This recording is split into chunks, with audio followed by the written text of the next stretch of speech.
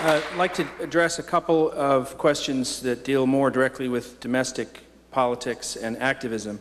Tens of thousands of Americans converged on Washington last month against the war. Cindy Sheehan reignited the anti-war movement, and now someone is camping out by Blair's house, yet everyone still feels disempowered. What more can Americans do? Many members of Congress voted for the war based on misinformation. Should all of them be voted out of office? The short answer is yes. I think that, when people, look, I'm going to get in trouble with the anti-war movement here, but I'm just going to tell you my personal opinion. These demonstrations that take place, 100,000 people get together, they hold hands, they light candles, they sing Kumbaya, then they go home, and there's no follow-through. It's an exercise in self-gratification, and there's no follow-up. They always flounder, and that's one of the problems. They need to have a focus. It can't be anti-this. It's time we engage in pro-democracy, and that means that we establish the basic conditions of representing the American people. And one of these basic conditions is, if you voted yes, we vote no. You're out in 2006, and that has to become the mantra.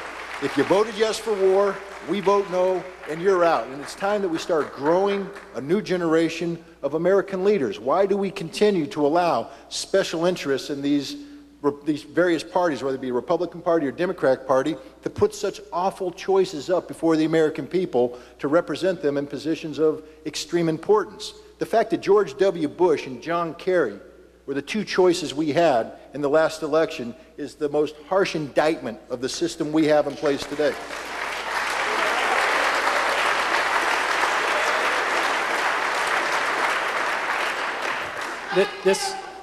This requires some speculation, but it's pertinent and probably interesting. Given Hillary Clinton's vote for the Iraq War and subsequent posture on this question, how do you think she would shape Iraq policy were she to make it to the presidency?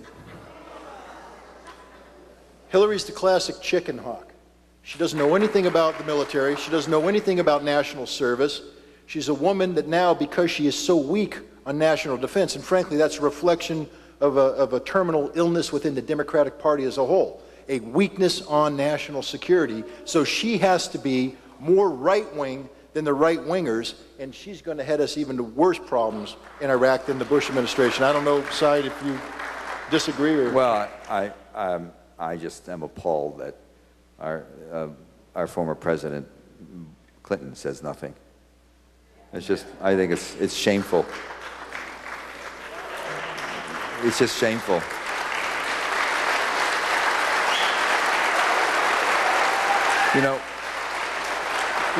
Let me say something. About a month ago, the Democrats, some of the leading theorists, including Sandy and Madeleine Albright, had a secret meeting in Washington. Secret meeting, hasn't been reported yet, as far as I can tell, in which they have debated what to do.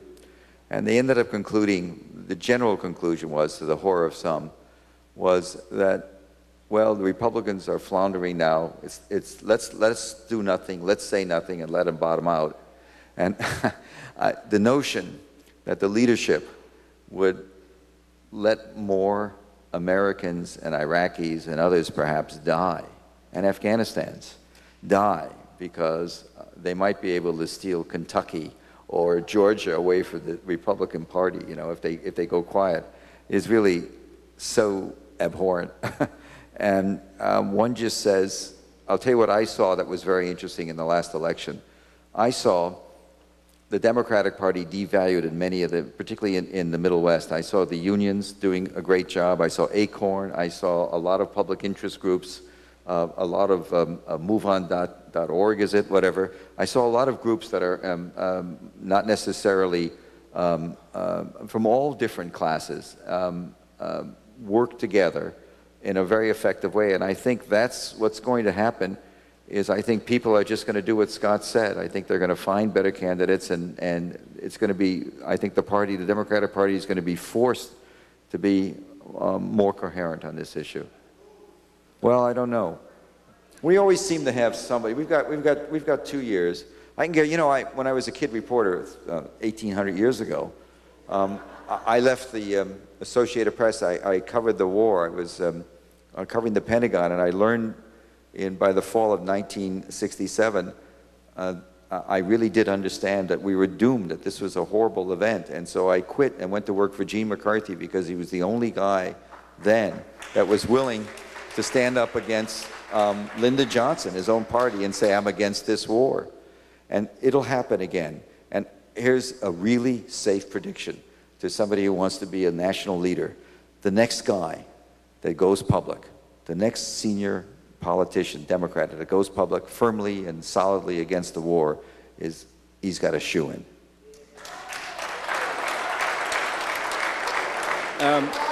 This question for Sy Hersch. How much direct influence does Vice President Cheney have on Defense Secretary Rumsfeld and the conduct of the war? Well, I mean, you've just got the guy. I mean, this is the key guy. It's more than that, I would say, on the president. I mean, you know, there's no question that Cheney has been the single force. And one of the great mysteries, I think that historians are going to have to try and struggle with is he did not sign some of those manifestos in 97 and 98 with Wolfowitz and the others, Doug Feith. He was always a realist. He was always a hardliner. He did not, and he was somebody who supported the decision in 91 not to go to Baghdad when Bush's father was under pressure to do so. If you read and hear some of the things he said running for the vice presidency in 2000 and what he said, he was not that way. What turned Cheney after 9/11 into the... What?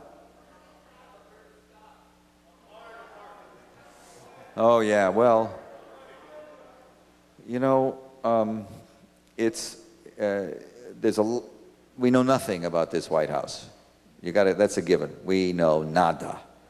They just operate in ways that we can't see. Again, in the category of speculation, had Gore won in 2000, would U.S. still have invaded Iraq or pursued in some other way regime change in Iraq? Gore did win is the easy answer.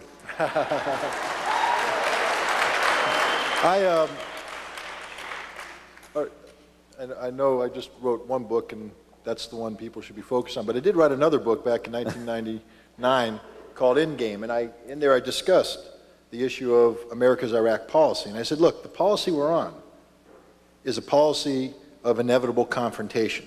There's no out. There's no vehicle for diplomacy. It's about regime change. And so inevitably what's going to happen is as we push and push and push, we're going to hit a wall where we either have to turn left and capitulate, and no American politician is going to capitulate on the issue of Iraq, or we're going to turn right and we have to confront decisively, militarily, and unilaterally. And this didn't matter if you're a Republican or you're a Democrat.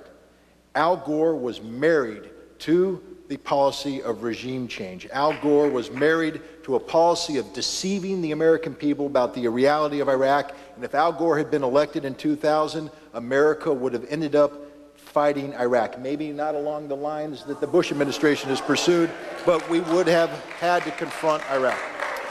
Okay. He's breaking your heart. Let's go back to the Middle East. Scott, it seems that private security contractors are nothing more than mercenaries who have no accountability to the United States, to Iraq, or to international law. Is that your... Well, it seems that way. Look, as somebody who served in the military, there's no greater honor than to serve your country in the armed forces of the United States of America. It's a wonderful thing because you take an oath to uphold and defend the Constitution against all enemies, foreign and domestic. It means something. It means a lot. It's actually a cause worthy of the sacrifice of life. I was willing, and I am willing today, to give my life in service of my country because I believe in something, because I believe in the Constitution, I believe in an oath. If your value basis for service becomes monetary, you stop being somebody who's serving because of honor, because of a cause, and you start becoming a mercenary, and there's no other way to describe it. Private contractors have no role whatsoever in the waging of conflict on behalf of the United States of America.